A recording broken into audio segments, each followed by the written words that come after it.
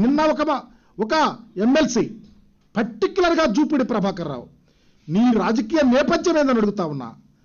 నీవు మాల మహానాడు అధ్యక్షుడిగా రాకముందు నీ నేపథ్యం ఏంటి? ఇంటి ప్రక్క వారికి కూడా నువ్వు తెలియదు. నువ్వు ఏదో మేధావి అనుకుంటావు, మిగిలిన వాళ్ళకి చదువులేని అజ్ఞానులు అనుకుంటా ఉంటావు. చాలా తప్పు. నేను ఒకటే అడుగుతా ఉన్నా, జూపూడి ప్రభాకర్ రావు గారు, చంద్రబాబు నాయుడు గారు మీకు ఇప్పుడు అంబేద్కర్ లాగా కనిపిస్తా ఉన్నాడు అడుగుతా ఉన్నా. ఏమయ్యా, అసెంబ్లీలో ఏం జరిగిందో నీవు చూడలేదా? కళ్ళు లేని కబోజువారు అడుగుతా ఉన్నా. ఎస్సీ ఎస్టీల కోసం అంతా తాపత్రపడేవాడివి.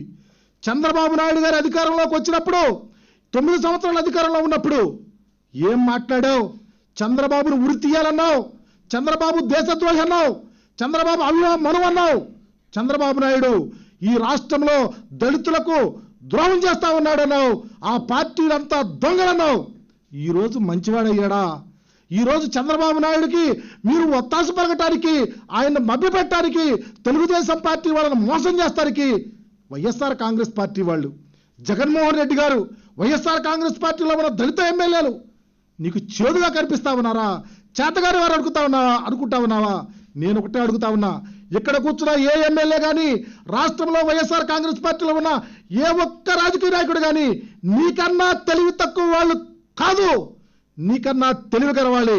వైఎస్ఆర్ కాంగ్రెస్ పార్టీ అధినాయకుడు నీకు విశ్వాసంతో, రాజశేఖర రెడ్డి గారితో ఉన్నామనే విశ్వాసంతో, ఈ పార్టీలోకి వచ్చామనే విశ్వాసంతో అందలా నెక్కిచ్చాడు, అవకాశం కల్పించాడు, వాడుకున్నావు, వదిలేశావు.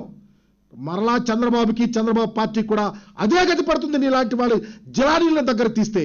నేను అడుగుతా ఉన్నా, ఈ రాష్ట్రంలో చంద్రబాబు నాయుడు గారి అధికారంలోకి వచ్చిన తర్వాత ఎస్సీ ఎస్టీల సంక్షేమం కోసం ఏనాడన్నా నోరు విప్పేవారు అని అడుగుతా ఉన్నా.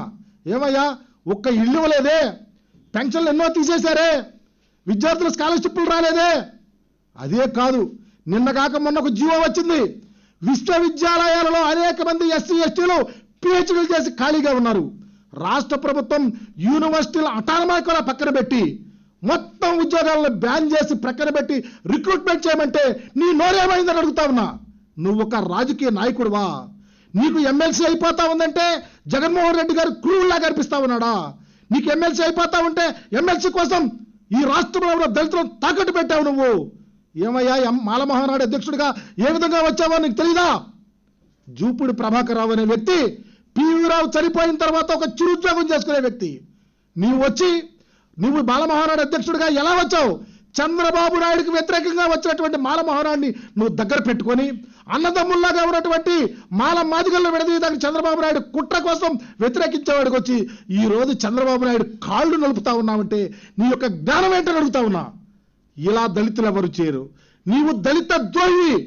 ఎస్సీ ఎస్టీ చట్టం గురించి, ఎస్సీ ఎస్టీల హక్కుల కోసం రాజ్యాంగబద్ధమైనటువంటి బాబాసాహెబ్ అంబేద్కర్ గారు ఇచ్చినటువంటి అవకాశాలను నీవు తాకట్టు పెడుతున్నావు. దీనికి రాష్ట్రంలో ఉన్న ప్రతి దళితుడు చూస్తా ఉన్నాడు. ఏంటి జూపూడి ప్రభాకర్ రావు టీవీలో తెగ చెప్పేవాడు, నేను మేధావిని అంటాడు, పుస్తకాలు చదివాను అంటాడు, మిగిలిన వాళ్ళు చదువులాను అంటాడు. ఈరోజు ఏంటి అమ్ముడుపోయాడు, వాడికి అతని పరిస్థితి ఏంటని అడుగుతా ఉన్నారు. దయచేసి నువ్వు దళితుడుగా, అంబేద్కర్ వాదిగా చెప్పుకుంటే అర్హత మాత్రం నీకు లేదు అని నేను ఖరాఖండిగా తెలియపరుస్తా ఉన్నా.